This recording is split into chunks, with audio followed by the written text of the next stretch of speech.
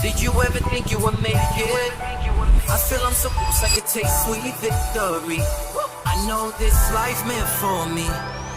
Yeah, why would you bet on Goliath when we got Bet David? Valuetainment, giving values contagious. This world of entrepreneurs, we get no value to haters. How they run, homie, look what I become. I'm the one.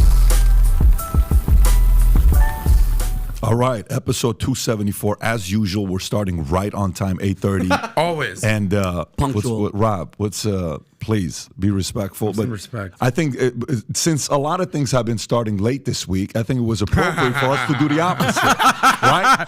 And I was going to say, let's have some glitches, let's have the internet go out, let's have the audio issues, all this stuff. But let's just make it work. Happy to be here. Exactly. Yes. Anyways, hey, it's good to be here with you guys. We got a lot of stuff to talk about today, gang. A lot of stuff to talk about. Obviously, there was an announcement made by this governor, great governor, state of Florida. Ron DeSantis. Ronaldo. Yeah, he made the announcement for running for office on Twitter Spaces. Broke the internet. 700,000 people live. Elon had to switch from his to David Sachs. And then the world had a chance to listen to DeSantis' announcement, how he went about doing it. We got a bunch of different stories to go through, videos to look at. Some things are funny. You are going to crack up. The reaction from the other side, the reaction from Biden's side, the reaction from Trump's side, which one of them was just absolutely epic. And then a video Vinny did this week, I want to show that was accidentally, I've not been messaged this many times saying what the hell is going on with this clip. Maybe we'll get into that clip as well in a minute. But first thing I want to do is I want to talk about how the mainstream media sold it to their audience on how DeSantis did. Let's first start off with New York Times. So 5 takeaways from a rocky 2024 debut New York Times. Number 1, taking risks on Twitter backfired. Okay, cool. DeSantis' campaign launch on Twitter was plagued by technical difficulty, lasting over 25 minutes. The glitches overshadowed his announcement and disappointed supporters. Fine. 2, DeSantis appeals to educated right-wingers. DeSantis resonates more with college-educated Republicans than with those without college degrees. His Twitter event delved into ideological and wonky topics, discussing issues like alternative accreditation regimes and debanking of politically incorrect business. Okay, cool. Number 3, DeSantis indirectly targets Trump. While DeSantis didn't mention Trump by name, he aimed to contrast himself from the former president. He criticized Trump's failure to build a complete border wall and signaled his intention to focus on attacking Trump's personal appointments from his first term. Okay. 4, DeSantis positions himself as a China hawk. DeSantis presented himself as tough on China, focused on countering its influence, territorial expansion, and military ambitions. 5, DeSantis plans broad use of executive power. Okay, so these are, he highlighted his ability to effectively wield power and enact conservative policies as governor of Florida. Boom. Okay, so this is New York Times. Now let's go to WAPO. Again, neither one of these papers are going to be for DeSantis. WAPO. 4 takeaways from DeSantis' launch. Number 1, core argument. He aimed to lead a movement in the Republican Party, distinguishing himself from Trump. Okay. 2, focus on the cultural war. DeSantis aligns with the anti-woke, own the libs ethos of the GOP. 3, inauspicious launch. DeSantis' campaign launch on Twitter Spaces faced technical difficulties, chances and opportunities. DeSantis' timing may not be ideal as Trump has regained his front-runner status. Maybe they're right with that one. Here's another one coming from The Hill. 5 takeaways. Number 1, Twitter's tech misfire undermines DeSantis' central case. Same, we heard it before. Twitter and Trump and Biden united and gloating. We'll talk about that here in a minute. A great night for the other not Trump candidates. Republican contenders positioning themselves against Trump capitalized on DeSantis' messy launch. Nikki Haley, Tim Scott, Asa Hutchinson, and even Glenn Youngkin gained opportunities to differentiate themselves from DeSantis. 4, DeSantis tries to repair the damage on Fox News. And 5, DeSantis' stumble comes at the start of a marathon. So this is all the criticism. And then the last one I'll read, and then Tom, I'm going to come to you right after this. WAPO talks about 10 things to know about DeSantis on one he's running on. Number 1, anti-LGBT legislation. 2, feud with Disney. 3, abortion restrictions. 4, restricting African American studies, diversity programs. 5, expanded gun access. 6, anti-immigration measures. 7, Ukraine remarks. 8, election crimes unit. 9, coronavirus protection. And 10, escalating feud with Trump. Now, having said that, Tom, Vinny, Adam, you guys listen to the Twitter Spaces. What was your biggest takeaway? Was it good? Was it bad? Was it indifferent? Well, they can talk about their takeaway from actual DeSantis. What I'll talk about is my takeaway from the media coverage. The media is focusing on what happened. They should be terrified that it happened. It happened on Twitter Spaces. You take a look at Elon Musk is not a loser. He's a longtime winner. This is first 5 moves for him of what's going on. This is the legitimacy of Twitter as a major broadcast media player. You remember you see a couple launches, rockets fall, things like that happen, and all of a sudden Starlink has got 4,100 satellites in orbit, and they actually helped Ukraine with internet service during a global war. Bet against Elon Musk if you want, but the rest of this shows that there is a triangle. If you're a conservative candidate in America, you have to beat your liberal candidate and you have to beat the media. And that is what is forming here. You have to beat 2 things. The media is not going to be this hard on Biden. And so what I saw about the media was a bunch of obvious things. Oh, he's going to use executive orders. Well, you want to go back, look at Obama's record on executive orders? It was his favorite tool. So how can you say, oh, DeSantis is going to use executive orders? They all do it when they can't get it through Congress. But I think that the media's coverage here was a bit whiny and a bit hopeful that they could throw some dents at it. And don't bet against Elon Musk. How do you think he did, though? How do you think he did? I think sorry, go ahead, Tom. One sentence from me. I thought it was a real quiet opening. It was a very dour reading for those first minutes, and finally toward the end of it, as he and David Sachs got into a bit of a rhythm on Q&A, he seemed to humanize, and there was really some things there that I thought were good. But the opening I thought was dry. I don't think it was inspiring. Yeah, first of all, because of the glitch, I think it gave people something to talk about. Like, oh my God, everybody here was all tripping out. But I said if it was a SpaceX launch, that moment, that thing would have crashed right when it went up 2 seconds. That thing would have fell down. But in regards to the speech, I think the first couple minutes, it did sound like he was just reading and reading and reading. But then once the paper was down, he's saying, Pat, basically everything that Trump basically has said in the past, correct? Everything with the anti-woke, anti-COVID lockdowns, everything like that. China.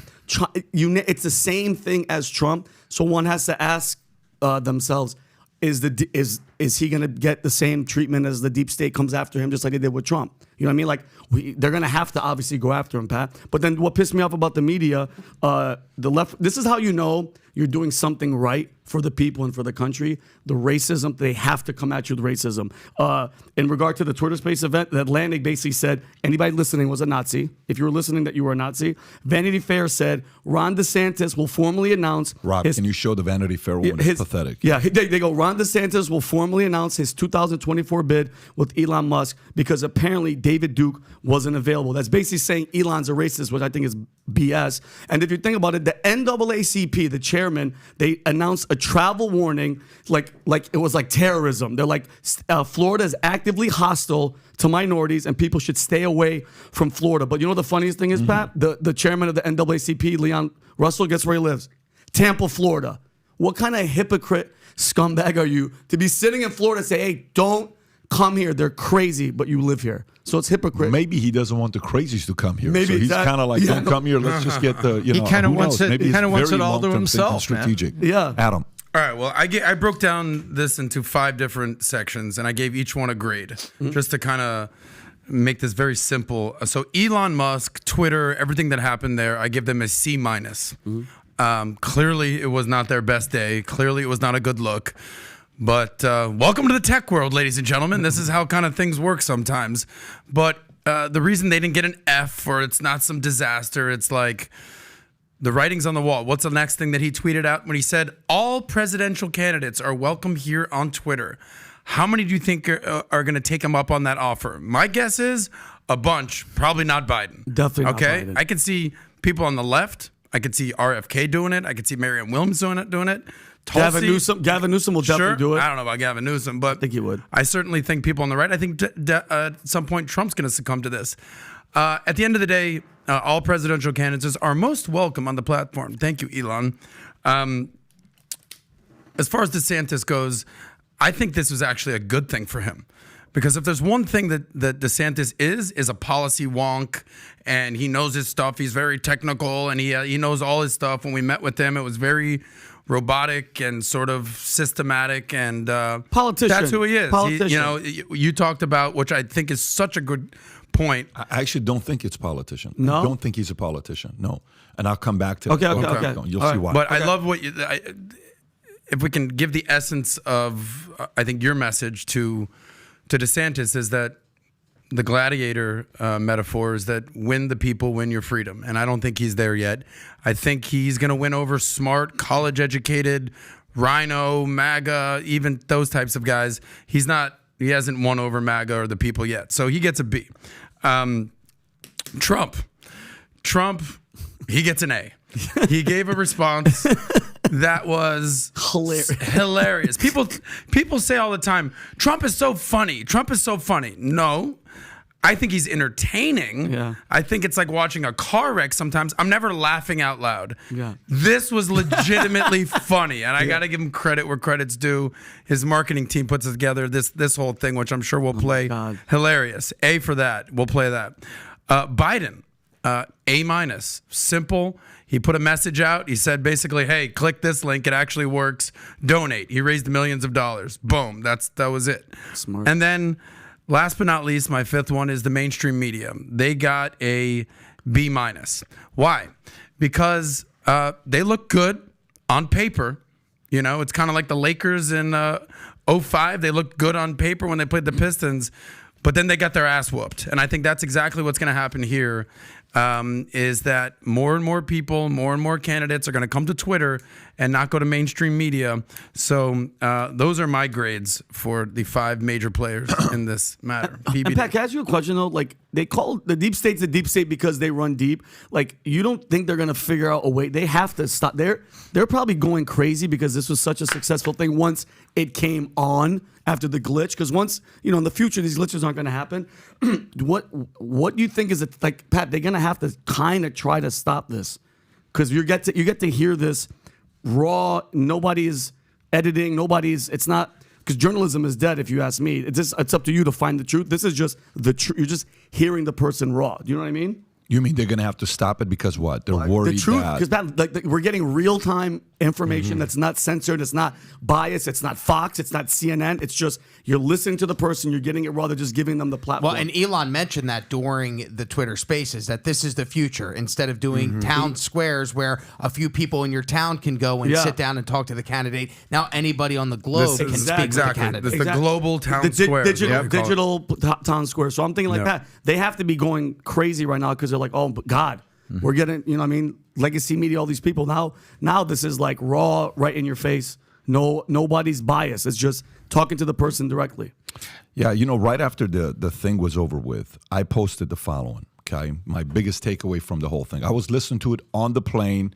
When we landed, we're in New York. We're at the tarmac. I'm about to go to the Yankees game, and I'm listening to this whole thing. And I was able to catch the whole thing simply thanks to them, the technology having some problems. If it was on time, I wouldn't have missed the first 20 minutes. And here's what I got. Number one, Twitter needs to move out of headquarters in California ASAP. There is no need for a company to be in a city or a state that doesn't like you or support what you stand for, and you're an enemy and you're down the street from all your direct competitors that want to see more problems for you. So I don't know if that issue that took place was anything that was from the inside, that was tech, that was enemies, that was competitors. I don't know.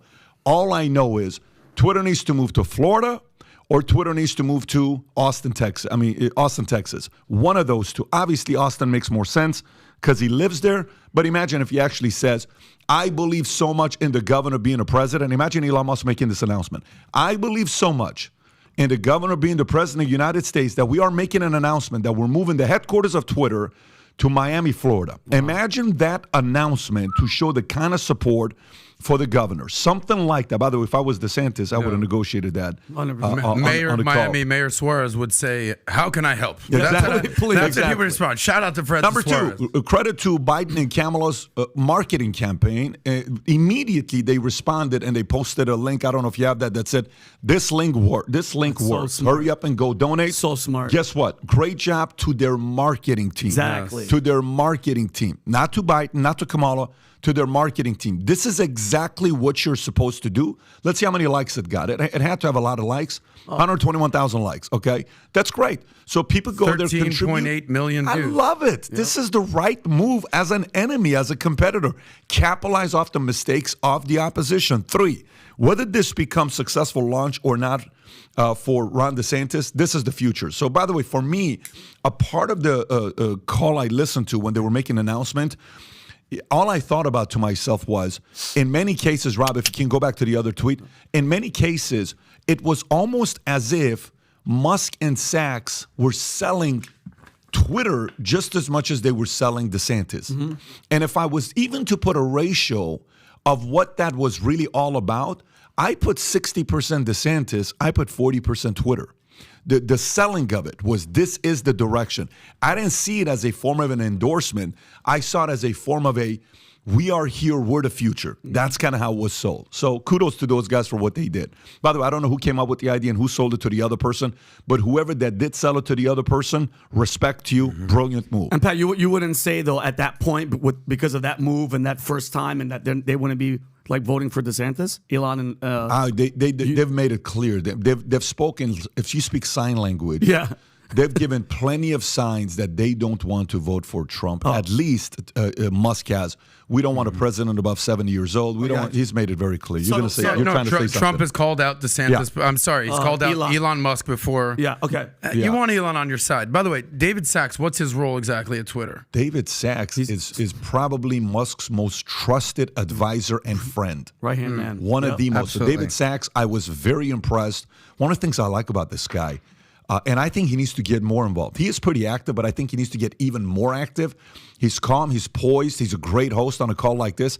I'm just very impressed by him on the way he handled. Listen, in a situation like that, when shit's hitting the fan, people don't know how to handle themselves. Mm-hmm. You got millions of people that are watching you, dying to criticize your platform, and he's just cool, calm, and collected. Very impressive. 5, mainstream media will have the initial laugh. They're long-term, they're not going to have the laugh. They may as well go buy a plot.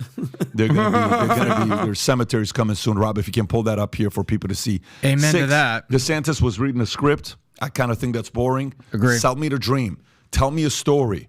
Tell me why America's the greatest country in the world. Sell me the dream and the nightmare. The only thing I heard was the nightmare. You're not going to win just selling the nightmare. Sell me the dream as well. There's an element of selling the nightmare. Yes, this is a great season to sell the nightmare.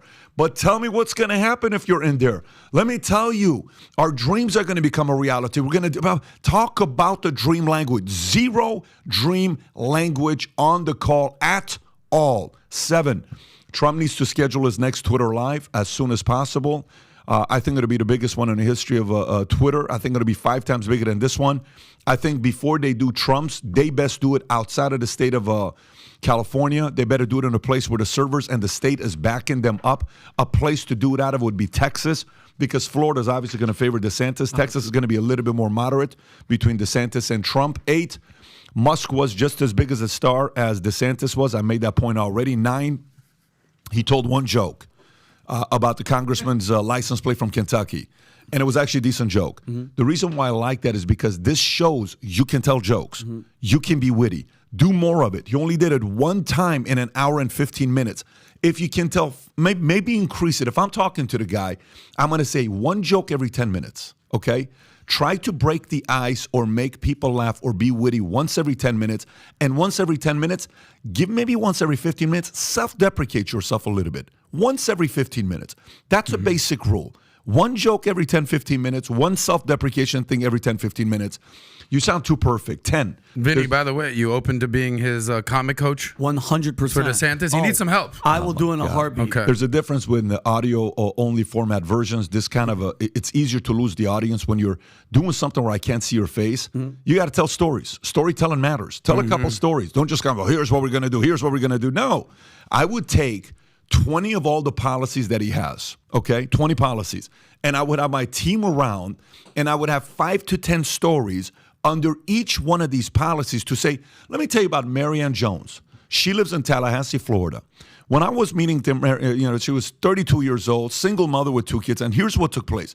Tell me stories for me to go there. 11.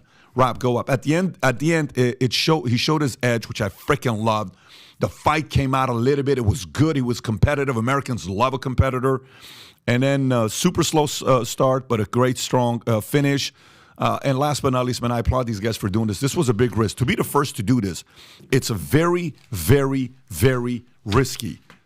Elon won last night, 2 nights ago. We would have done it last night. I was out of town. Elon won. DeSantis won. Twitter won.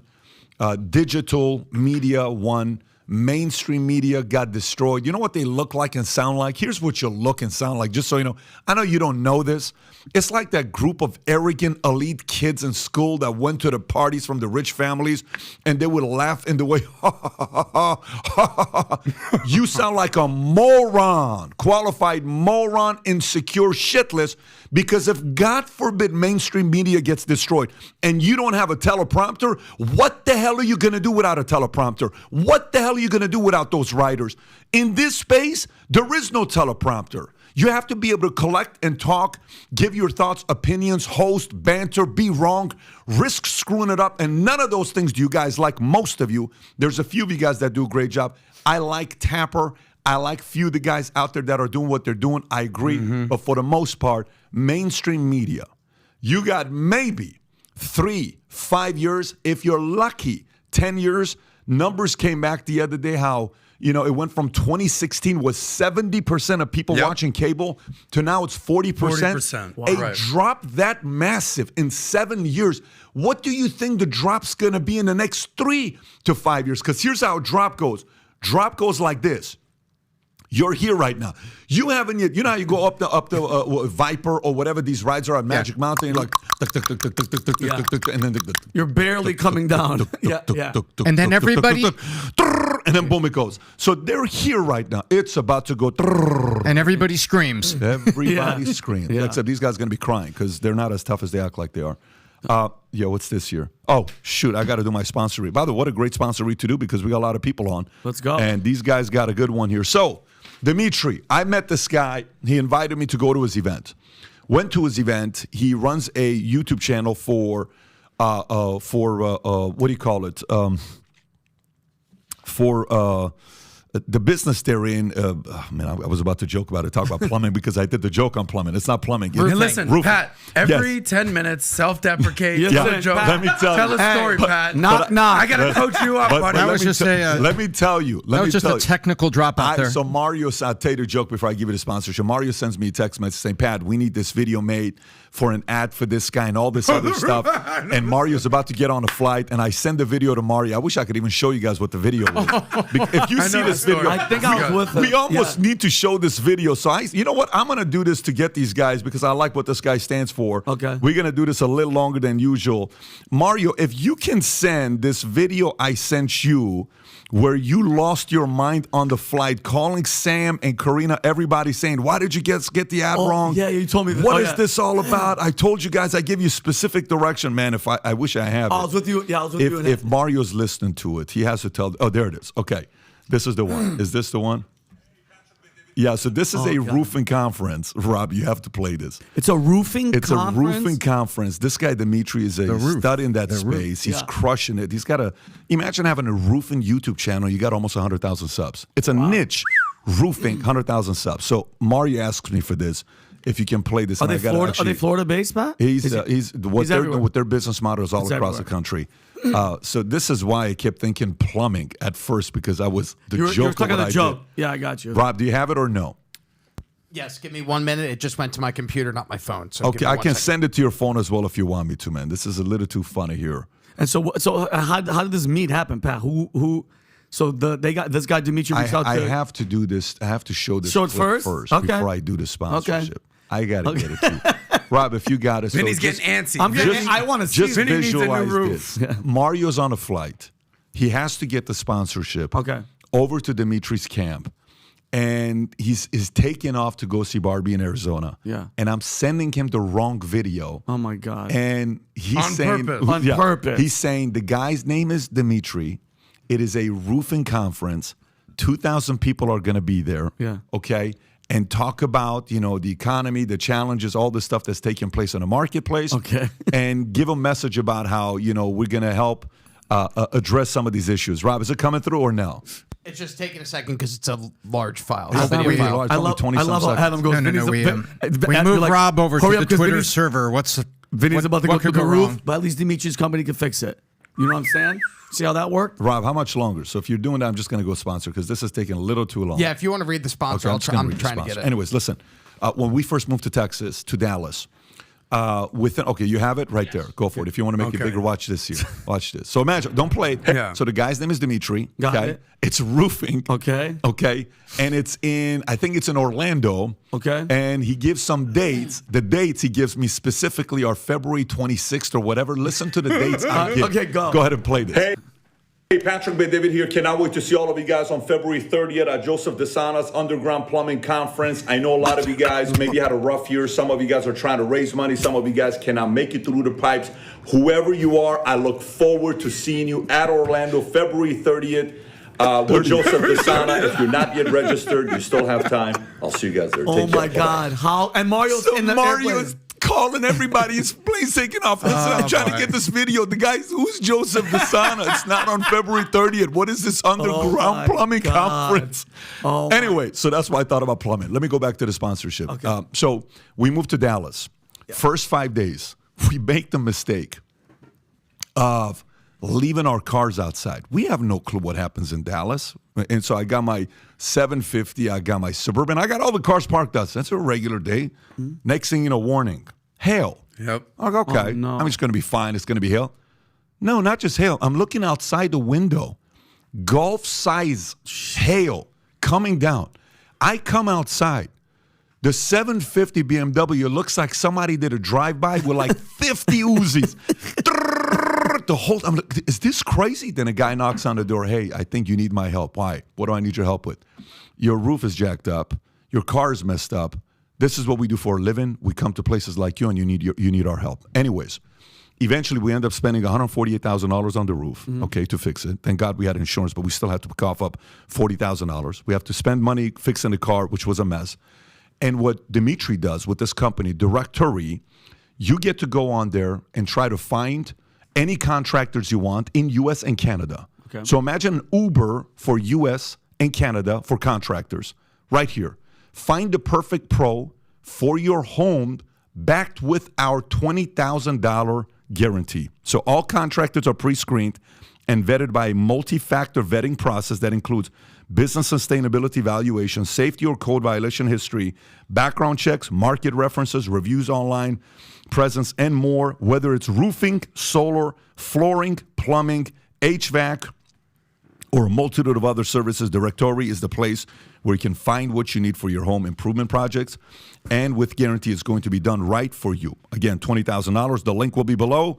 Download the app today and start looking for the right contractor for your need with a $20,000 peace of mind guarantee. It's on Apple Store and Google Pay. Anyways, there So you go, Dimitri. it's not just roofing. It's everything. definitely not plumbing. No, it's it's not. all roofing, solar, contract. flooring. And, Yes. they do all the work for Okay. you, Pat, so you don't have to search for the best. And this guy's a stud. He's actually a stud on what he does. So, okay, there you go. Let's go back into the story with Musk and DeSantis. Hey, Rob, do me a favor. Do a poll on the podcast and ask the following question. Do people prefer underground plumbing? No, I'm just joking. Do a poll and ask who they believed won on Twitter Spaces. Okay? Was it Musk? Was it Twitter? Was it DeSantis? Or was it opposition? Just put that, and people, folks, vote. I'm curious to know what you think about what happened here. Now, Tom, here's a question for you. Some of the people on the other side are talking about the mistakes DeSantis made with Disney. There's data where we can look at to see if it's favoring him or if it's hurting Disney.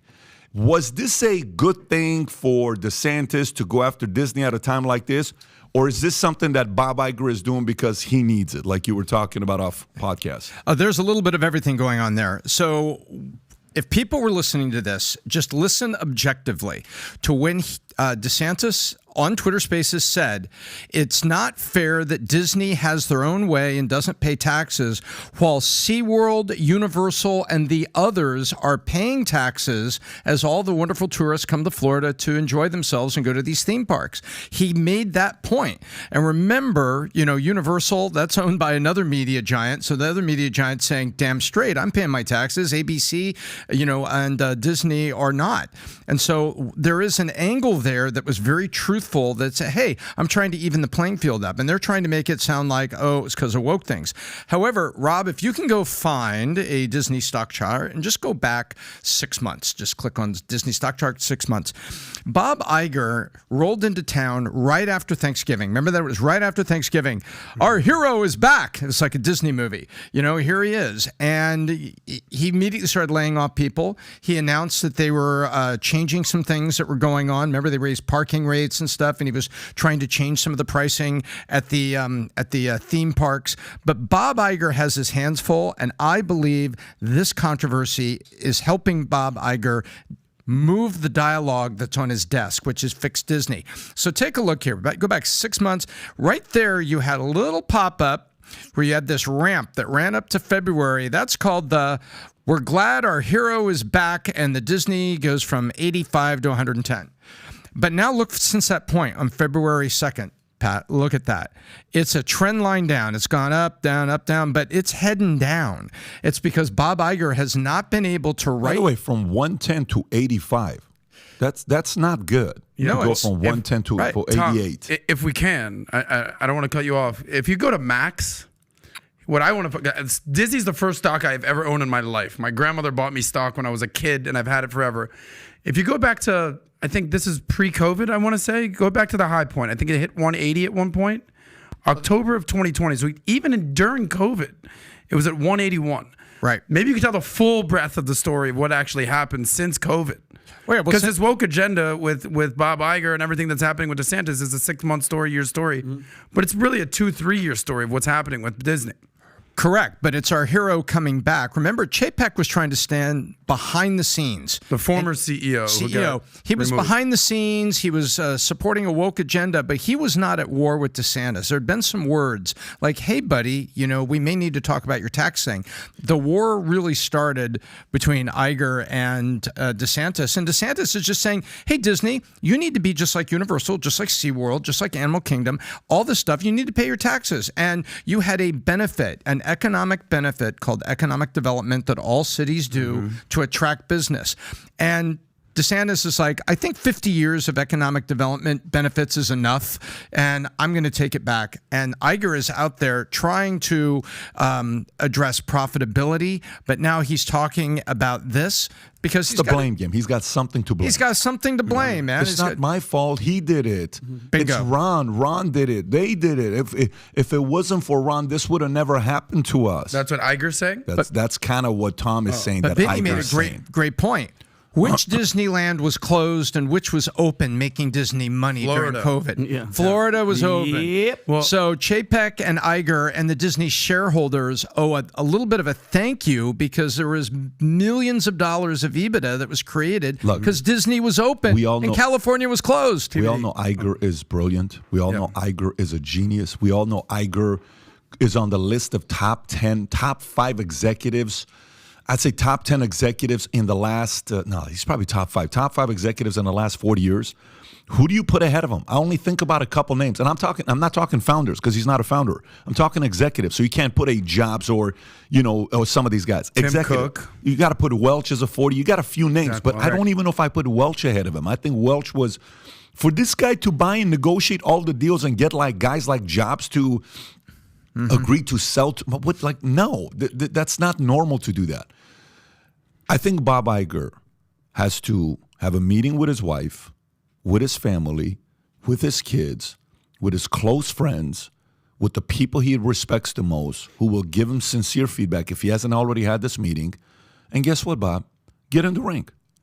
Make a decision to get in the ring. To run, you mean? Yes. Get in the ring. Oh, it's too late for that. No, it's not about this one here and the next one here, but start planning you going into the ring.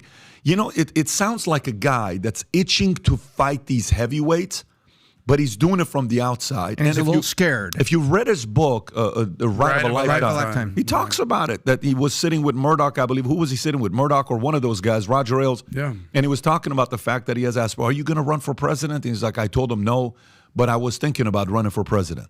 Why don't you just make a decision and run and tell the world about it? Look, by the way, he wrote a book. Look how many views it's got.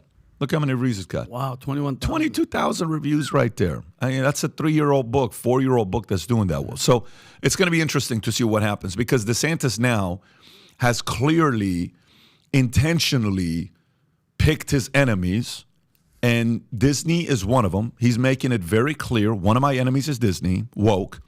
He's made it clear. Planned Parenthood, abortion, that camp is one of his enemies. 6 weeks, what he did. You know, he's going after the education folks as also part of the woke. And indirectly, you know, he said something on the live with Twitter. He says, let me tell you what I'm going to do before I finish up with Florida. I'm going to get everything done till the last day I'm there. So whatever SOB comes after me has nothing to do, because everything's already been done. Yep. Something like that. I think he said SOB, or he said something, a word like that. Whoever comes after me doesn't have anything to do, okay? They talked to him about the border. By the way, did you watch him yesterday on Fox News with Trey Gowdy? Trey Gowdy, yeah. Did you watch him last night with Trey Gowdy? Yes. Let's see how it did. Go to Fox News. Let's see how it did, to see how people are reacting to. Just go to YouTube. Yeah, go to YouTube and then go to Fox News. Look how sexy we look right there. Well, you make everybody. Hot, guys. Go to videos. Go to videos there. Trey was leaning back a little chill. I thought he could have been. Down. It was 2 parts. Keep going down. Keep going down. Keep going down. Trey's on the top right here. Is that one? No. What? No, that's not the one. Keep going down. It was a part 1 and a part 2 with Gowdy. Oh, you're already at 1 day. Okay, there it is. Let's see what it did. Right there. 1 day ago. Look how many views. 185,000. That's not people a lot. are not interested. Yeah. That's not good. That's not good. You know why? And look at Gutfeld. 331 views the same day. 331,000 views on the same day. Yeah. And by the way, And even the Five Matt had 612,000. and even Matt Taibbi got 256. I mean, He's got a marketing problem. yeah. So if you're on this, dude, sell the dream. Tell a story. You're only selling the nightmare. It's only, here's what we're going to do. Here's what's going on. Here's what they're doing. Here's what the funeral's on. I got that. But tell me how great America is. Tell me why this is the greatest country in the world. Tell me why my dream's going to become a reality. Tell me what it's going to be like when you're president, if I'm going to walk down the aisle with my daughter because she's going to marry somebody because I have the money to pay for it. Tell me what it's going to feel like where I can go to my kid's college graduation knowing my kid is now being taught real history with what's going on with none of this woke stuff, and you're going to be proud of the university your kids go to. Sell me the nightmare, yes, but also sell me the dream. You are not selling the dream. You know what it's like? It's like, this is going to be a bad analogy, but I'll give you the analogy. Imagine if it was only foreplay. Oh, God. Eventually, I got a climax. Oh, God, of course. Sell me the dream of what's to come. Yeah. Let me tell you, in about 10 minutes, you're going to be shivering. You know, like you're going to be fired up. Yeah, don't leave me with... Okay, sell me the dream. Don't leave me with blue balls. Sell me why this is the greatest country in the world. I want you to talk dirty to me. Mm-hmm.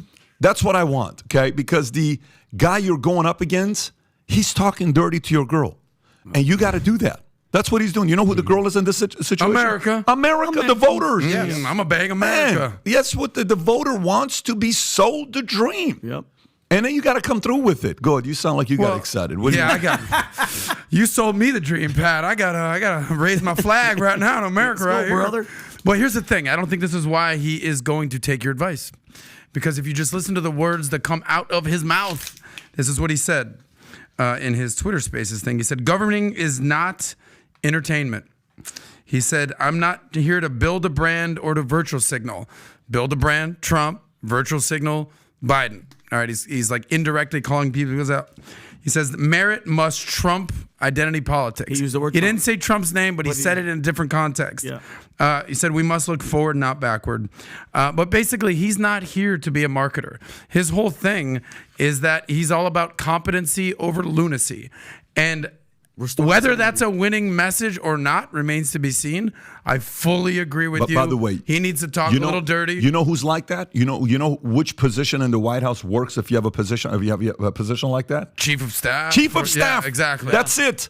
A chief of staff. You would be an incredible chief of staff or a VP. Yeah. But the first thing, the first thing I thought about? Here's what the first thing I thought about. I thought about, I always forget this guy's name.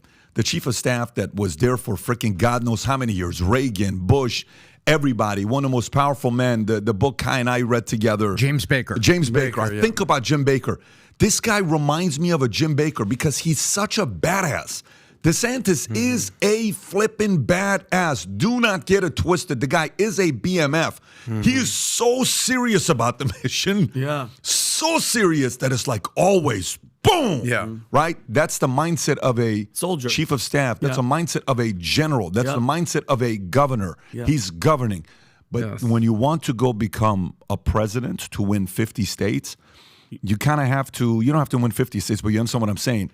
You have to kind of market and tell the story and talk dirty to the voter, dog. You got to go. Yep. You know what I'm what saying? You're saying is Pat, he would have been a great candidate, great president pre-social media. 100%. We all know that it's all about eyeballs these days. No, I think it even predates that, actually. I'm going to contradict myself, and then I'm going to go straight to Tom. Yeah. Let me contradict myself and then go to Tom. What I'm saying to you right now only matters in this election. It may not matter in 2028, but it matters in this election. Because he's going against Trump. You're right. Listen, when you're playing, like, for example, like what do coaches do before you're going up against an enemy? What do?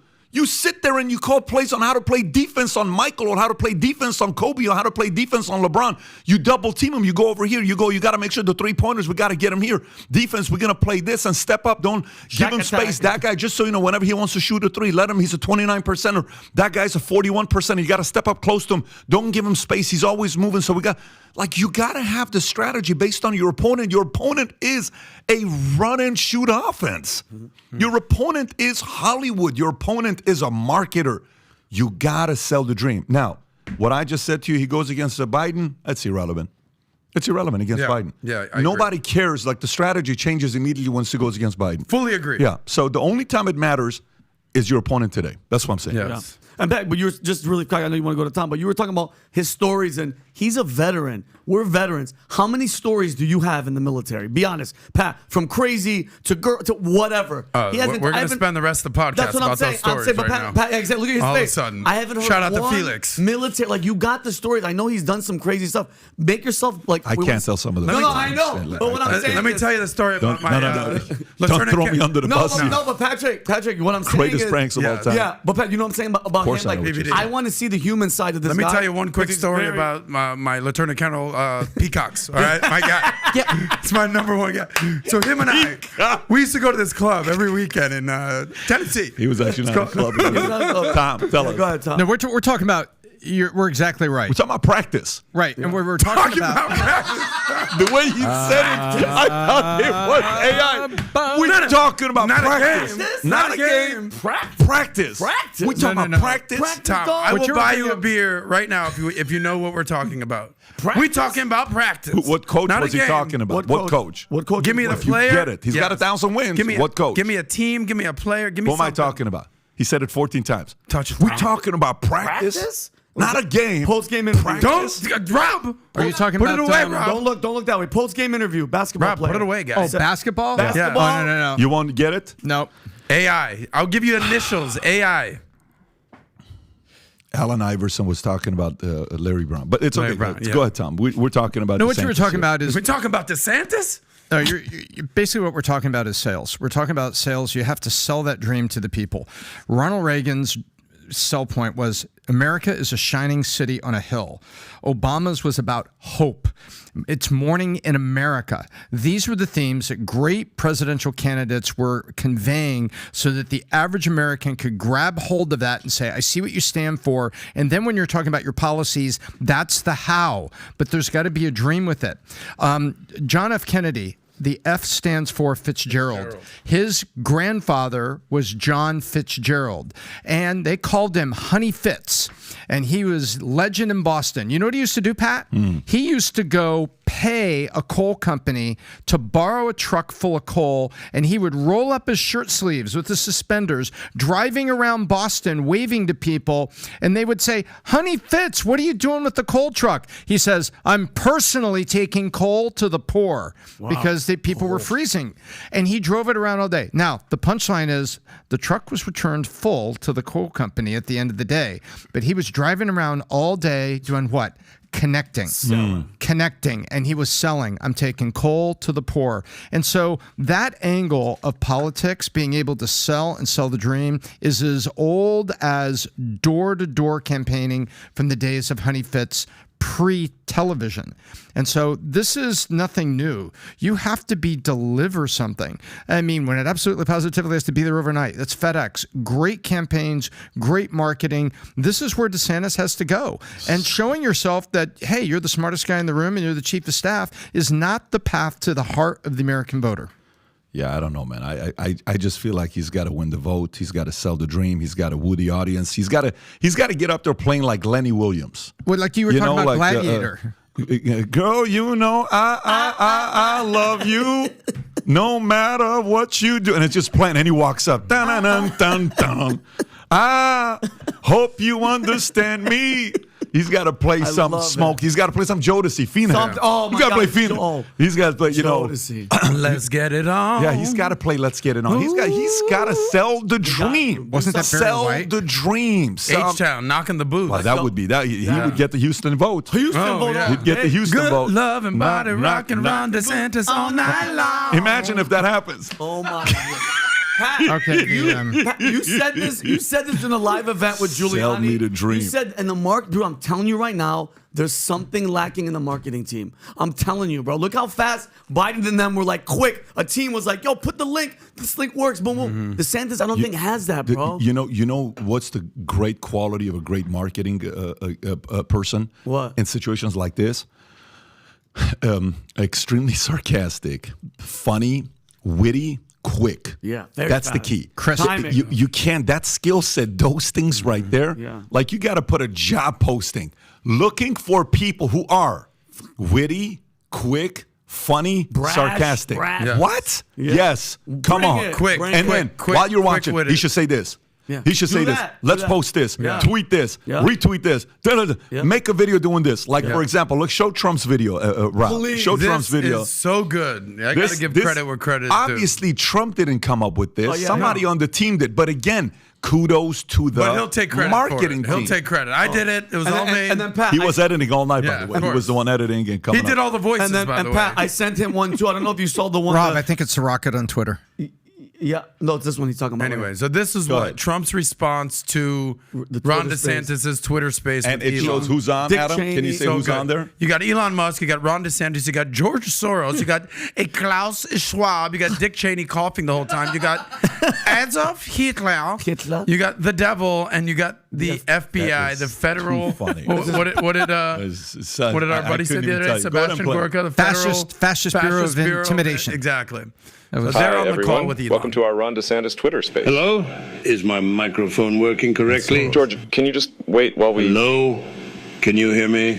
We can all hear you, George. Can you just hold on for a second? Hilfa, I don't think they can hear me. I can hear you fine, George. Just speak to the I don't think George microphone. knows how to use Twitter. Hello? Can you hear me now? Can I please make my big announcement now? Everyone just... Hello? Just shut up, George. Can somebody just mute George? Could you try not Dick to Cheney cough just on coughing the that? whole time.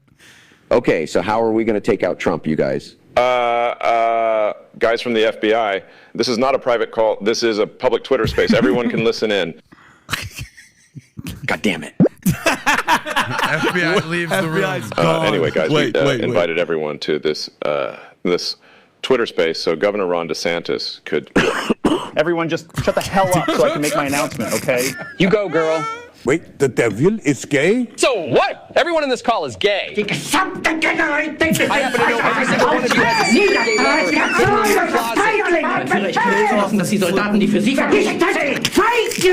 Guys, can we please just calm down? So anyway, guys, I just wanted to announce that I'm... Okay, I can hear the governor very well. Shut up. Would you please shut up already? I'm running for fucking president, okay? Yeah, we kind of already You knew about already it. know, governor. Congratulations, Governor. Well, that concludes our Twitter space for today. Thank you to all of our... Hold your horses, Elon. The real president is going to say a few words. The devil, I'm going to kick your ass very soon. Hitler, you're already dead. Dick Cheney sounds like you'll be joining Hitler very soon. Klaus Schwab and George Soros, I'm putting both your asses in jail.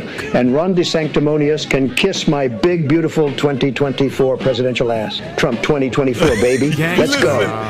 First of all, go to the likes. Go to the likes. Let's see how many views it got. Just click on likes. Click on it. Yes. Let's see. Shit, it's not going to show it. I'm curious to know how many views this thing got. Hi, Nat. By the way, 200. that was hilarious. Yeah. But Pat, are you kidding me? No. Shout out to Trump's marketing. Ron, what did I send you? What was that video that I sent you that was the... Pat, did you see the one that Trump and I proved this message? It got 7.2 million views. By the way, the Twitter Spaces got 5 million views. The Twitter Spaces. This thing got 7.2 million views. Sometimes less is more. I'm just glad he left me out of it. Yeah. Oh my God. See, that's the part though. Now somebody may say, well, that's not, is that kind of what we want? That's not what we want in America. It's not your choice. That's your opponent. You don't get to choose your opponent. Your opponent is a guy named Donald J. Trump, who's a master troll or master marketer, master sarcasm, witty, quick, sharp, all of that. That's your opponent. You cannot complain about whether that's how it should be or that's presidential or not. He happens to be a former president who believes can do it again. And you got to get better strategies to go up against a guy like that. Random question, Pat, because I know with Biden and Harris, they were on the debate stage, and she called him a racist. She was like, you're this, you're this, you're that. If Twitter Spaces got 9 million, I saw 5 million when Sachs said it got 5 million views. If it's at 9 million now, it's at 9 million. I don't know the exact number, but a short clip like that got 7.5 million. A short clip. A short clip like that got 7.5 million. Go ahead. So in regards to so it's going to be obviously. Oh, it's actually 3.8 million people tuned in. So it's really 3.8 million. I was actually a little higher. Oh, go ahead. Not bad. I'm going to interrupt you one more time. Pat. Let's just do third time's a charm. I love you. So Pat, debate stage, Adam. It was. Everybody that was on the stage, and it got down to Hillary, Kamala, Biden. This is 2020? 2020, yeah. And it was, he was going after her, she was going after him, called him a racist and all that. It's over. Busting. Biden wins, and what happens? She's the VP. Is there any chance? No. Let's just hold on. I'm not even going to let you ask the question. Let me ask the question. DeSantis is not going to be Trump's VP. Go ahead, ask the question. Let me ask you, so if people are just jumping in, they can go ahead. Trump and DeSantis kind of go at it. They run the sanctimonious. No, it's not happening. But hear me out though. For the party, does Trump tell the DeSantis, like, listen, it's over. We shake. I won. But listen to me. You stay with me for 4 years, you're gonna get the next 8. That ship has sailed. At 100%. The ship has sailed.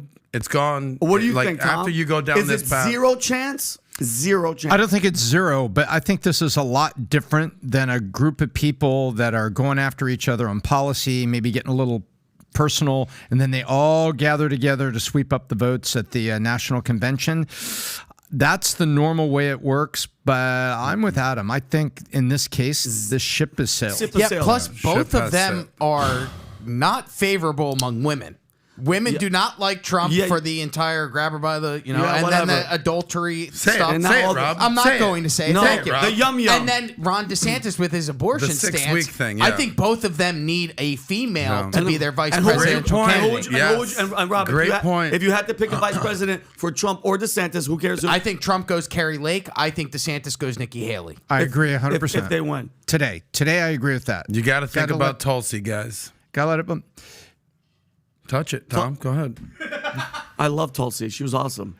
I thought that was great. By the way, on a serious note, we PBD believes in analytics, believes in business analysts and this thing. You've heard him talk about that. We pulled real numbers. This is not a joke. Can we pop that up, Pat? Absolutely, Tom. This is great. We have the Valuetainment polling analytics, and you're going to see that because we're going to pull stuff together and try to make sense of it. This is real data. There's no jokes here. So let's start with Iowa in the Valuetainment Too Damn Early poll. We took a look at the last 3 reputable pollsters. Now, they're not always right, but these are national pollsters. Some lean left, some lean right, but they're real polling groups. Signal did it at the beginning of April, American Greatness right at the second week of May, and then right after the Trump town hall, a 3-day poll was run by Emerson. This is a very reputable group. Again, they lean left, not always right, but they're reputable. Take a look at this. Trump went from +7 on the Signal poll to 18, the American Greatness poll, to +42. Look what happened there. And you look how Pence... Tom, can you explain it for people to see it? So if I'm looking at it, look at Emerson and go right across. Look at the dates, right?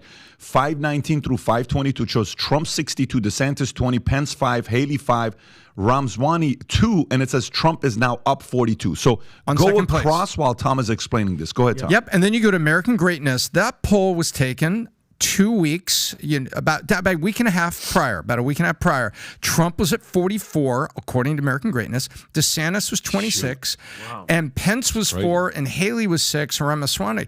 So Trump was up 18 on second place DeSantis. And then the Signal poll that was at the beginning of April. Remember, beginning of April, there's a lot of media running around, but neither Trump or DeSantis had done anything really huge. And so Trump was +7. So there was a big pop. Now that's Iowa, which is a blue state, and the red part of Iowa is very dedicated. And remember, that's Trump land. That's middle America. Now let's scroll down and look at New Hampshire. In the too damn early poll. The New Hampshire too damn early poll. St. Anselm ran it right at the end of March. Trump was 42, DeSantis 29. Trump was 13. Then the University of New Hampshire, that's UNH, right in the middle of April 13th to 14th, they ran the poll. Trump was 42, DeSantis was 22, so Trump by 20. And then American Greatness ran a poll right in the middle of May, but right after to be clear, American Greatness has nothing to do with MAGA, Make America Great Again. Correct. It just happens to have the same word. Yeah. Correct. These are just, thank you very much. That's Great correct. Wording. That's just the name of the polling group. And Trump was 39, DeSantis 18. Now, in New Hampshire, there's the son of the former governor, Chris Sununu, former governor and also prominent in the Bush White House, Bush Senior White House, John Sununu. So Sununu has got home court advantage up there. But look, Sununu in the recent poll was basically tied with DeSantis 17 to 18, and Trump's 21 up on everybody. And so it's a little bit early, but this is showing Trump got a real bump. And then we pulled the... By the way, if you go back up to that real quick, look at Ramaswamy doubled. Yep. Yep. Look at his momentum. You know, they shut him down on LinkedIn, and then he came back up. What they was did that on all LinkedIn. about with the LinkedIn situation? He said something about oil or yeah, he's coming. He made a comment about fossil fuel, and LinkedIn on the green side got all pissed off and shut him off. Oh God. And let's look at just a real quick national look. Now remember, the primaries is what matters. So the reason we're looking at states... Tom, get up there and do your dance while you do this. The camera's let's dance this thing, right? You can see here... Trump is the purple line at the top, and the vertical line there is May 11th. That is the CNN town hall. Trump got a pop up after the CNN town hall. See there, to highest ever. Mm-hmm. And then you see he drops down a bit. That was 7 days ago when DeSantis said, I'm officially running and I'm going to make my announcement. And then DeSantis got a little bit of air in the room. But look at everybody at the bottom, just kind of bang around at the bottom, Pence, Haley, and everybody. This is a two-horse race. But look at the trend line. The trend line doesn't look good for DeSantis right now on a national basis. Now, he does have a bump back up, though, if you look at it. Slight bump back up. And Trump's got a bump down since Twitter Spaces, if you look at it. Right. And so we've got 60 days. So, ladies and gentlemen, Valuetainment Polling Analytics. We're going to be diving into this stuff. And a little over 60 days from now, actually closer to 90, we're going to be in August in Milwaukee and then the Reagan Museum. They're within 10 days of each other. In August, the Republican debates. Let's see if everybody shows up, because that's when we're going to see all these folks on stage going at it. By the way, this is if you're watching this, gang, if you like Tom doing a segment on this on the podcast, let us know if you like this segment or not for Tom to go through some of this. This is very helpful for me to even look at to see the polls. Okay, so here's another thing that I kind of want to talk about that has nothing to do with the election, but it does. Two things happened, okay? One, Target's stock is down 12%. They lost $9 billion in a week due to trying to pander to this ESG score, LGBTQ. They lost $9 billion in a week. Anheuser-Busch Bud Light is down 25% in sales if you look at their numbers. And there's a couple things. If you go to Twitter, I posted this yesterday and shared a clip of Larry Fink from BlackRock. Because a lot of people, even yesterday when I was with Andrew Schultz on their podcast, Flagrant, shout out to those guys. What a freaking great crew of people from the beginning to the end, the music. Great vibe. No, not this one. Go to the next tweet. It's the one where he talks about No, force. stay on there. Go back there, but just go to my account and go back to the tweet right before it. Right there. Yeah, click on that. This is where he talks about force. And zoom in a little bit. Yes. That one? Zoom in a little bit. Okay. Target loses $9 billion in a week after introducing LGBTQ-friendly kids' clothing. Stock is down 25%. Bud Light down 25%. Lessons to all Fortune 500 CEOs and CMOs. Number one, screw your ESG score. Instead, focus on keeping your best customers happy. These guys don't realize who their best customers are. Number two, you can't please both the ESG community and your best customers at the same time. Attempting to do so will cost you both. You saw what happened right now with ESG and CEI score coming back and saying we're disappointed in the way Anheuser-Busch handled themselves. They went from having a perfect score of 100, boom, they no longer do. 3, it's time for the board to fire the CEO and the entire marketing team. Not doing so will continue this downfall. Here's what the Target CEO Brian Cornell said after the backlash. Defending the LGBTQ-friendly merchandise was the right thing for society. Double dump. Number 4, bad ideas have consequences. And number 5, capitalism works, pandering doesn't. Either go into politics and sell your woke policies to voters or be a true capitalist. In capitalism, your best customers are your voters, not the 0.1% of voters who complain and scream the loudest. So this goes to the next tweet with the video of Larry Fink from BlackRock. Very casually, the way he says it, he just says it in such a way, it's as if it's like, yeah, it's not a big deal. Zoom that out a little bit before you play the video on what I'm saying. Force equals ESG equals BlackRock. Can you zoom in the tweet? Yeah, that right there. Force equals ESG equals BlackRock. Force is a bad strategy for those who prefer freedom. Force works for the majority. Give most execs some money, give them some recognition, it works. But force doesn't work on independent thinkers and doers. Listen to the word he uses here. Go ahead. Well, behaviors are going to have to change, Larry and this Fink. is one thing we're asking companies. You have to force behaviors, and at BlackRock we are forcing behaviors. Well, behaviors. Forcing behavior. And by the way, he's saying this. You know how much assets they have under management as of December 31st of 2022? $10 trillion. 10 trillion? $10 trillion. Okay. BlackRock. Okay. 10, he was a CEO. Okay. $10 trillion. 70 offices in 30 countries and clients in 100 countries. Some of these countries that don't like America, but these guys are more representing the globalist brand because they have such wide reach of what they can do. And one of the ways they can make their clients happy is through ESG to control the behavior of what different companies do. So force is the key word. So guess what? If I'm running a campaign, you know what I'd be selling? Here's what I'd be selling if I'm DeSantis. He can give this message. I would say, listen, in America, your vote is really 2 votes. You're either part of the force community, you're part of the freedom community. The force community is forcing you to do X, Y, Z.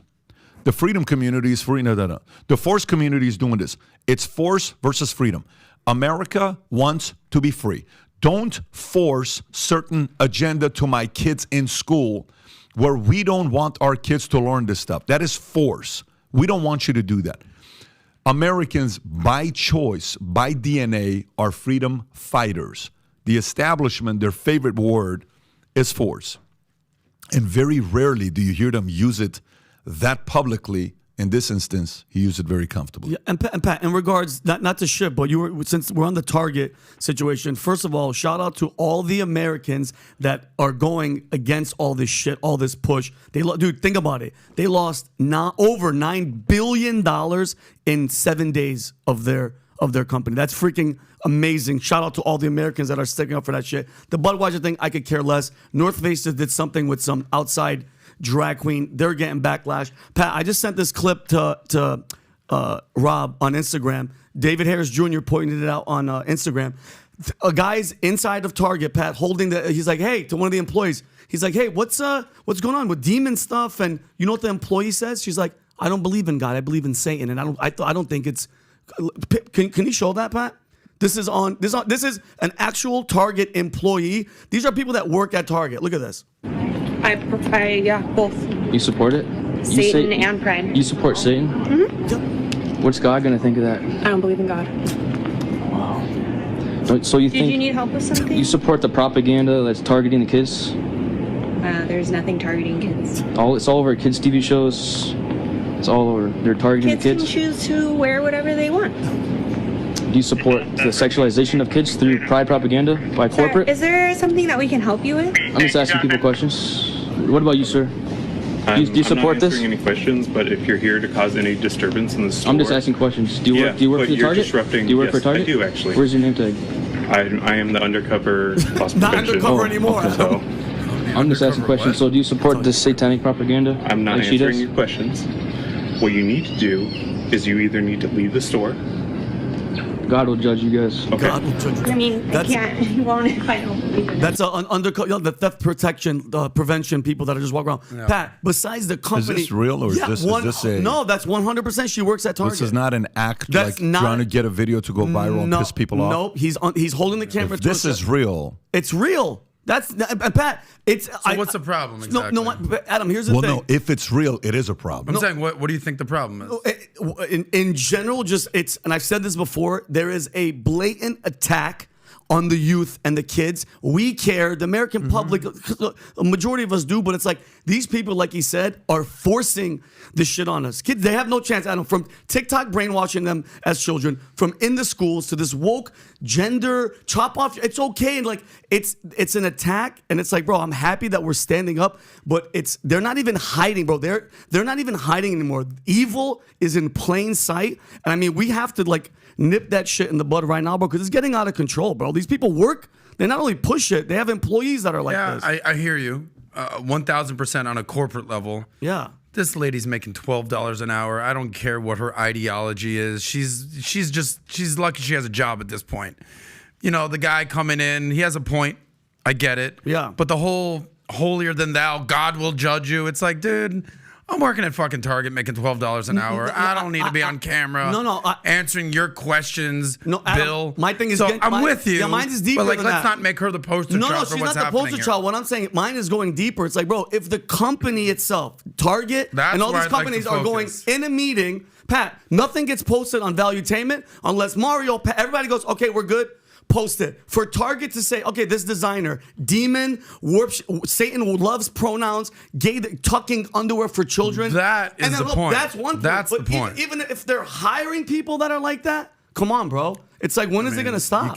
You can't hire people based on ideology. Well, dude, ideology aside, it's like, bro, we have to protect the kids, and it's getting out of control. And that's why people are losing to almost $10 billion in 7 days. I agree. So my point was, I'm just proud On that a corporate Americans, level, yes. yeah, Americans are stepping up, and I hope I was gonna go to Target yesterday to go shopping. I turned around. I'm not going there. I'm not. Were you going to go to Target to buy some Bud Light? What were you going to buy You there? damn right. I'm going All right. to Walmart until they mess up. Going to Walmart buy some Coors Light. Yeah, but anyway, I don't want to get off, Pat, but it's like these people, when are they going to get it? Bud Light, nobody learned their lesson. Target, they're not learning their lesson. Yeah. North Face is doing it right now. They're starting to lose money. It's like, when are people going to wake up? You know, a girl yesterday responded back to the tweet I posted about ESG. If you can go to it and let's see her name. If you can go, I'd like to give her credit. If you can go back up to the tweet I had, Rob, not that one, the other one prior to that. Yeah, if you can go there, please. I want to say her name is Gina or okay, there it is. Zoom in. Yeah, she said they will all fall in line regardless of what public wants, unfortunately. It's the queering of corporate America. Okay, so let's unpack that. They will all fall in line regardless of what the public wants, unfortunately. It's the queering of the corporate America. Great. You know what that tells me? That's a helpless, weak statement that we can't do anything about. That's a statement that you don't believe in the power of we the people, and you don't believe strong men and women who are true believers exist. Now, I don't know who she is. I'm sure she's got good intentions. But if you see the response below, here's the part. This isn't anything new. Weak men have existed since day one. They've ruined many empires. However, they've also woken up true believers with backbones who won't cave. True believers are waking up. They're bringing hope. They true believers, can you click on show more, Rob, please? True believers with strong values and convictions scare the crap out of the establishment. Future looks bright. I have a feeling, this is going to be an awakening of one of my favorite quotes of all time is sometimes God puts a Goliath in your life to bring out the David in you. I think there's going to be a lot of Davids waking up right now at a time like this. It's so interesting when all of a sudden you had no desire to get in a fight, has nothing to do with you, and then they cross the line with kids, and all of a sudden you're like, I'm sorry, man, my blood is boiling right now. I'm not happy about what you're doing with kids. You're not going to do that to my kids, to my nephew, to my niece, to this, to that. I'm stepping up and I'm going to do something about it. I think that's kind of what's going on right now. And by the way, this whole concept with this ESG argument, it's great that the people are reacting the way they are to Target and to, Bud Light. There's a difference between canceling and moving your vote. Historically, we change presidents. We go left, we go right. We go left, we go right. We go left, we go right. You go Reagan, Bush, Clinton. Bush, Obama. Trump, Biden. We just do this because we're like, well, I need a better option. I think they can do it better. You know what? I miss that guy. You know what? I miss that guy. You know what? I miss Trump. You know what? I miss Obama. You know what? I miss Bush. You know what? They just kind of go back and forth is what they do. Okay. So same thing goes with, what do you call it? Buying a drink. You go to a restaurant, they don't take care of you. You leave. You go to a different place, right? That's a great thing about capitalism, why it's so hard. In capitalism, your voters are going to leave you if you don't respect them. Voters are very loyal. They're honest. They'll come back and eat at the same place. If I told you right now, what businesses have you gone back and bought from 100+ times, you would probably come up with a list of names. You've gone to Uber hundreds of times. You've gone to liver, a place that sends you to liver all the time. All the time. We go to places hundreds of times. We are valuable customers to certain businesses. This ESG thing, what it does is it spits in the face of loyal customers. And a loyal customer is eventually going to sit there and say the following. I'll give you a perfect analogy here. We had a guy I was working with at the former company. He comes in, insurance. And he had a boss, former boss, that when it came down to promotion, he didn't give it to him. And he says, I'm not going to give it to you. I'm going to give it to somebody else. Anyways, the guy doesn't get the promotion and he leaves. He comes, starts working with us, gets excited. Good things are happening. He's very happy. Everything good is happening to him, right? All of a sudden, the former boss is now going through issues. He realizes he valued that guy a lot. He calls him back and he offers him a ridiculous comp to go back to the company. Then that guy comes up and says, hey, man, I got to tell you, I got this opportunity, go back, and my boss is giving me this. I said, I'm sorry. I remember you telling me about what your former boss did to you. Yeah, okay. And you're going to go back to the guy that did this? Yeah. Then that means you don't value your loyalty. You value money. And if you value money, you're going to get destroyed. You may win short term. You may get a nice salary short term. But long term, you're going to get destroyed because the moment the value of loyalty isn't high to you, the market's also going to treat you as loyalty isn't important to them. Right now, Fortune 500 companies who are trying to increase their ESG scores, what they're saying to the customers is, hey, customer, screw you. We don't value you above our ESG score. First comes BlackRock and all the money people, then comes you. When your priority flips like that, people leave. It happens in relationships.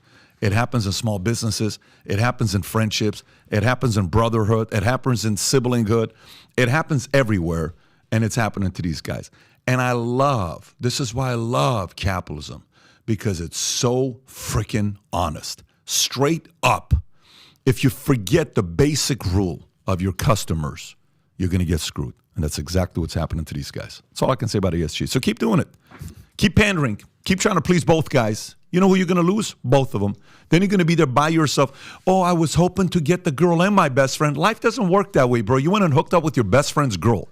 You're a scumbag is what you are. You know where you belong? Nowhere. Whoever you date next is going to know that you're going to do it to them again. And whoever's your friend next is going to know you're going to do that to them again. People spread and they talk about who you are. They DM each other. So who you know who that guy is? Do you know who's really there? Do you know who's this? Everybody talks. Except in the ESG space, it's public. It's so awesome. Gotta love capitalism. Such a great system, ain't it? Don't you just love capitalism? Yes, I do, sir. And I love America. Isn't that awesome, Tom? It's pure. Yeah, it's pure, it's honest, it's straight up, and if you screw with it, it'll ruin your life. Well, to the entire point you were making in the beginning, if you could pull up that tweet that Pat was responding to kind of circle back to what Ron DeSantis was saying. You want to see if she's single or something like that? Yeah, I'd like to see what she's going on. Can you with her. zoom in? Adam's more interested to see. I know a lot of the guys in the comments think I'm gay for some whatever fucking reason. But you gay? You're gay. Oh my God, who's that? Yeah. Hit me up. Go back to her tweet though. I love her. That Pat was basically talking about. Yeah, she's gorgeous. But basically, I love her. You're talking about essentially the decline of America and via the corporate queering of America right here. I actually really appreciate what DeSantis had to say. Me being pro-America. Yeah. He said American decline is not inevitable. Okay, it is a choice, and what I hope to bring is the revitalization of America, and not a president who takes cues from the woke mob, and it's the inmates running the asylum, and that's essentially what is going on right here. To kind of tie in what DeSantis is saying with the ESG, back to that. A couple quick points. He basically came out and he said, as I'm anti-ESG, what did he do in Florida? He basically mandated that no ESG in any of the retirement funding accounts, anything that's happening here in Florida. That might be a federal thing nationally. He says no social credit scores and no central bank digital currencies. He came out and he made those statements. And he said, I am pro Bitcoin, which I think was interesting because he's going after the sort of libertarian free thinker vote. Whereas Biden, he says, quote unquote, would kill it. Meaning kill Bitcoin.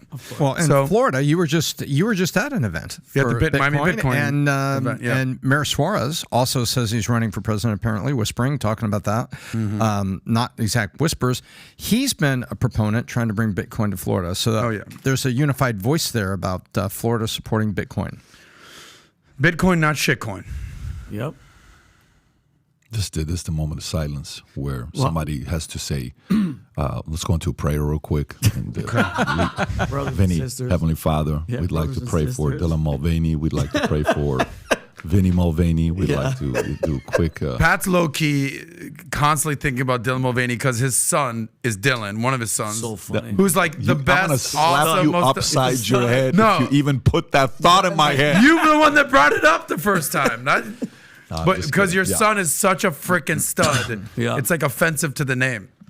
Yeah, listen, it's a great name. It's I actually like his name. It's a first and last name. Yeah, Dylan Mulvaney sounds great. And I think what he's doing is he's doing what he's doing. The world is giving him attention and he's taking it. It is what it is. But okay, so let's finish this up. Let's finish this up here and go back to our business here, folks. If you're listening, Tom, Vinny, Adam, you guys as well. How early is it for people to pick winners? Meaning, you know the saying, well, you know, never in the history of the NBA has a team come back from being 3 up. Kind of like Celtics win tomorrow, it's going to be bad, dog. Started, dog. If the Celtics win tomorrow in Miami, it's game over, dude. You're going to go back to Celtics. Miami's winning game 6. It's over. So here's the point. The point I'm making to you is DeSantis Jimmy Butler? Or is DeSantis Tatum? Is this going to be a situation where Miami is up 3-0, Celtics come back, Trump is up 3-0 right now with a big-ass lead? What is the likelihood that DeSantis, without a blunder from the other side, meaning if Trump gets indicted, if Trump, they go and take them down and he can't compete, which any of those things can happen as well. But say that doesn't happen. What is the likelihood of DeSantis beating Trump in the primary? Give me a percentage. It all depends. Oh my God! If you want a percentage, you want a story. I'm going to give you a percentage. At this point, I've been hearing so many facts. I like a couple stories. If Trump is actually going to get on the debate stage? He will. Of course. You think he Are will? You crazy, That's bro? the biggest X factor. You don't think he's going to get on You don't the think that guy wants to talk? Guys, on stage? That's like saying John Jones doesn't want to fight. Yeah. well, he was doing cocaine. He couldn't fight for a little while. But So. John, he loves to fight. You know, I hear you. But it's not like I just came up with the story out of fucking nowhere. Yeah. There's been chatter about Trump not being on the debate stage. So the point is, let's assume he's going to be on the debate stage. Yeah. Okay. Who's going to be on the debate stage? You got DeSantis. That's You all got I'm- Pence. Yeah. You might have Mike Pompeo. You have Sununu. You got Nikki Haley. You got Scott. Ramaswamy. You got Ramaswamy. So let's see how he takes that barrage of attack versus dishing it out. So I think it's going to be made for TV, prime time, way better than it was in 16 and 20. Okay. Because What's now your there's percent? people, his VP is talking shit to him. What's the So percent? what the percentage is? They're making a Of him, comeback. of DeSantis, winning, I thought you said winning the primary. Yeah. 30%. He's not. Donald Trump is in revenge mode, and he You're saying- deserves. Hold on, let me finish Yeah. that. I'm sorry. He's in revenge mode. Just from the Durham report by itself, bro. Obama, Biden, Hillary, the FBI, everybody colluded to get his ass out. And for all those years, he is furious. He wants revenge, and he deserves it, bro. He deserves it.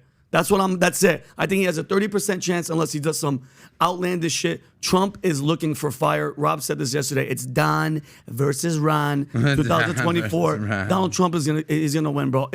Hear me out. Whoever those side people are, Ramaswamy, all them, Adam, it's like who's gonna team up on who the most? You know what I mean? Are they gonna all go after Trump more or DeSantis more? I think it's gonna be Trump, but dude, Trump's a legend, and I think he's gonna win. He's out for blood. Period.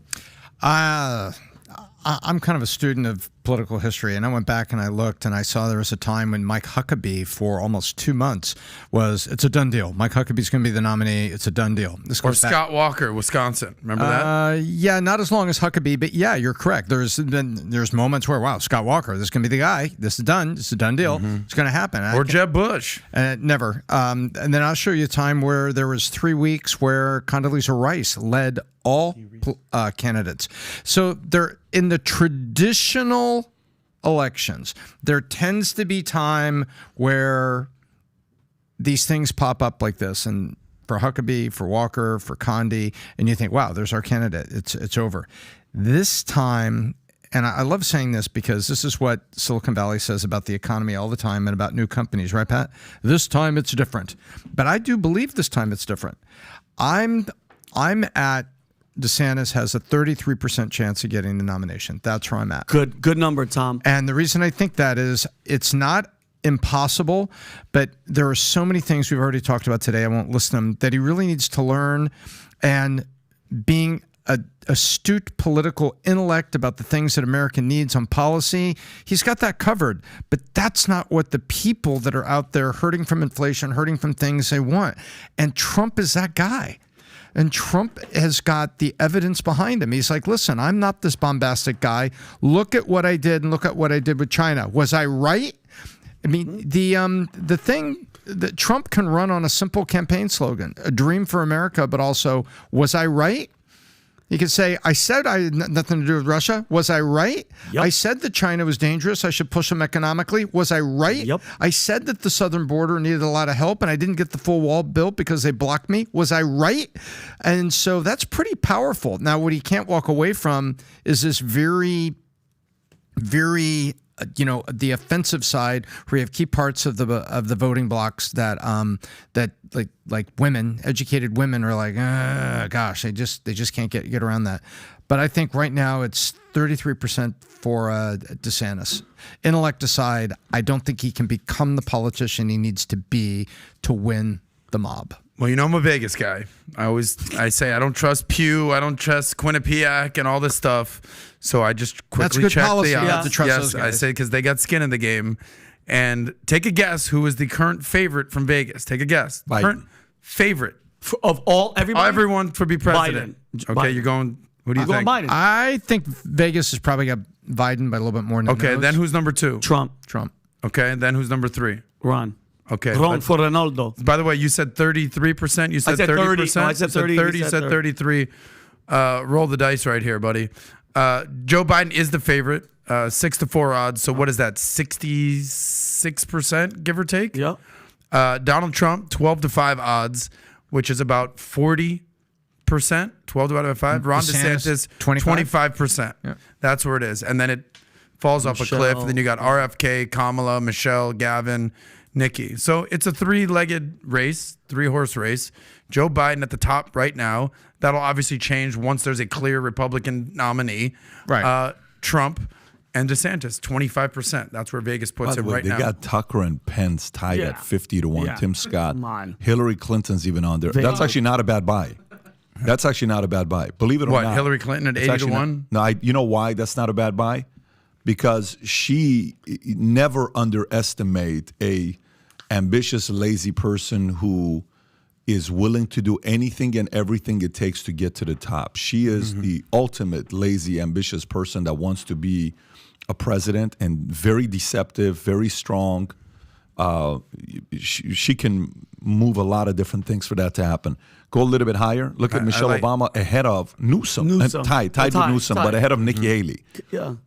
Because there's an open field on the left, not so much on the right. One observation, Pat. Look at how many Republicans, from Vivek to all these people that the right has, the left has no. Who does the left have?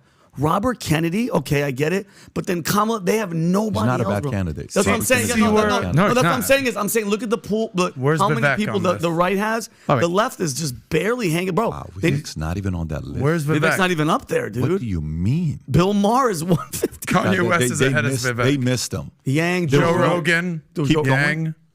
What? This is guy. He's at 6%. What are you talking about? In New Hampshire. This one might have to be. I don't know. Vivek there is no way this is accurate. There's no way. Yeah, that's a miss. They missed him. That's a for sure miss. But even if you think about it, Pat, okay, they have Biden. Who else do they really have besides Kennedy? They don't the Republicans have Biden so many is only more. 6-4 in the face, Newsom, of buddy. unsorted confusion. You're As soon as lizard it's man. less confused, those. That's the worst bet to make. To say Biden's like that. Joe Manchin, 100-1. Let me explain something to you. Joe Biden, if the people that voted for Biden because they just wanted to get Trump out, if you still vote for Biden with the shit that's been happening, you are an idiot. Okay? And the only way he's gonna win is if, God forbid, this new pandemic that the WHO just said is coming out, that all these people are warning us about, Fauci, everybody, and you have to stay home and vote. There is no way if he wins, something is off. Something is wrong. How can you clearly vote for somebody after what the hell we've been seeing for these 3 years? You're saying you lived in California for 10 years. I think you know what they stand for. What are you talking about? What I'm saying is, it was Trump and COVID. And, okay, finally, the orange bad crazy man, he's gone. Now we got Joe Biden. Abysmal presidency so far. What I'm saying is the fact that he's number one. If he wins the entire presidency, something is wrong. Well, Joe Biden is the GOAT, upside down though. But Joe Biden is the GOAT from the other way around. Yeah, Pat. If he's just they're gonna trust me, bro. They're gonna keep him in the White House. How do you explain to me how he can win? How can you vote for Joe Biden right now in your right mind? Sell me that. If somebody says infrastructure, I'm gonna walk out of that. I'm not trying to sell you this, but I guarantee you, without a doubt, 49 to 50% of the country will vote for him. That's bananas to me. What do you mean? They already did it. No, but what I'm saying, because they'll do it again. Because Vinny. that's insane. I don't want your brains to end up all over the. I don't want it to blow up. It's going to happen. Just expect it. It's going to be a close election. Then 50% of the people are stupid. Then you're stupid. Before he loses his mind, folks, let's take a break here. And I'm talking like a 3-day break. Yeah. What do we got going on here? Oh. We got. So Tuesday we'll be back with Home Team Podcast. Yep. And then on Thursday we have 2 of the 3 FBI whistleblowers who testified in front of Congress last week. Oh, 2 of the 3? 2 of the 3. The third's not doing any media now, but the other 2 will be joining us. Garrett O'Boyle and Steve Friend. Interesting. And then next Friday, 1 week from today, Fresh and Fit live event here at Valuetainment Studios. Fantastic. June 2nd, 5990live.com. Go ahead. Can I say one thing? Put that link up, 5990liveevent.com. Just America in general on this Memorial Day weekend, and God rest the souls of all the soldiers that fought for us to give us this freedom. I want everybody to just, by yourself, ask yourself one simple question. Are you better off than you were 4 beers ago? 4 beers ago. So let me just crack that in there. Ooh, that's sound. And guess what? Go ahead, Tommy. What do you have to say? Says, if you're not better off than you were 4 beers ago, maybe go Memorial Day weekend get a beer, and buddy. chill a little bit. And remember, you've got a whole year till you have to vote. God bless y'all. America, we're the shit. My man. Take care, everybody. Have a great weekend. Bye-bye, bye-bye, bye-bye.